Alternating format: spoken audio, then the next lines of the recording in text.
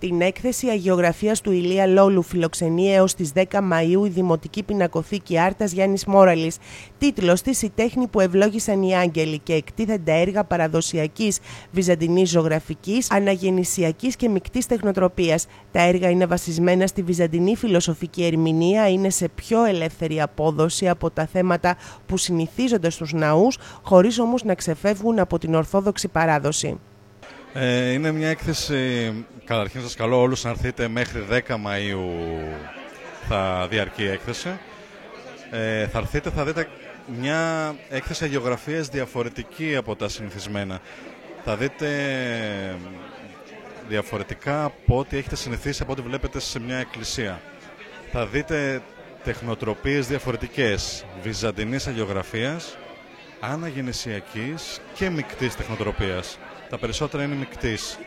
Απλά ήθελα να κάνω κάτι διαφορετικό, να δείξω ότι η αγιογραφία δεν είναι μια τέχνη μουσιακού χαρακτήρα. Δεν είναι μια τέχνη την οποία τη βλέπουμε μόνο Μόνο στην εκκλησία με την αυστηρότητα. Μπράβο, αυστηρότητα. Αυτό. Είναι και ζωγραφική λοιπόν, μπορείς να βάλεις και τη φαντασία σου. Είναι και ζωγραφική, ναι. Έχεις κάποια μικρά βέβαια περιθώρια, αλλά μπορείς να βάλεις και λίγο φαντασία, ναι. Τα έργα που επέλεξες να ζωγραφίσεις βασίζονται πού? Είναι όλα θέματα παρμένα από τη βίβλο, από την παράδοσή μας, εκτός από ένα μάλλον. Αυτό. Και μέσα από το μάτι ενός καλλιτέχνη, να υποθέσω, έτσι. Κάπως έτσι.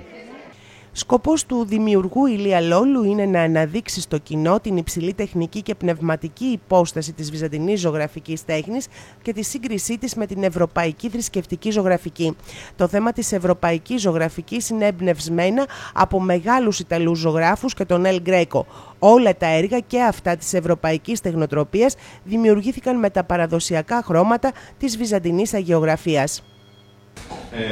Είναι αγιογραφία και βυζαντινή, αλλά και αναγεννησιακή, κάποιο είδους πιο ελεύθερης αγιογραφίας και μεικτή τεχνοτροπία.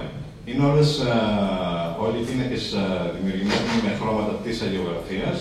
Θα δείτε κιόλας πώς φτιάχνεται μια αγιογραφία εδώ αριστερά μου, που έχω μισοφτιαγμένες δύο εικόνες, για να δείτε πώς γίνεται ο μουζαμάς, ο καμβάς και οι ξύλινες εικόνες με το χρυσό. Η έκθεση αγιογραφίας του Ηλία Λόλου εγκαινίασε τη Βυζαντινή Άρτα την εβδομάδα εκδηλώσεων που διοργανώνει για πρώτη φορά φέτος ο Δήμος Αρτέων.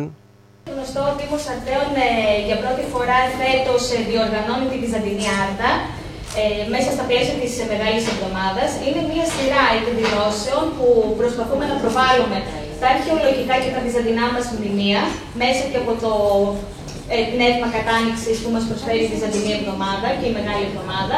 Έχουμε τη χαρά σήμερα να ξεκινήσουμε αυτές τις εκδηλώσεις με τα εγγένεια της έκθεσης του κυρίου Ηλία Λόλου. Είναι μια έκθεση αγιογραφίας και ζωγραφικής.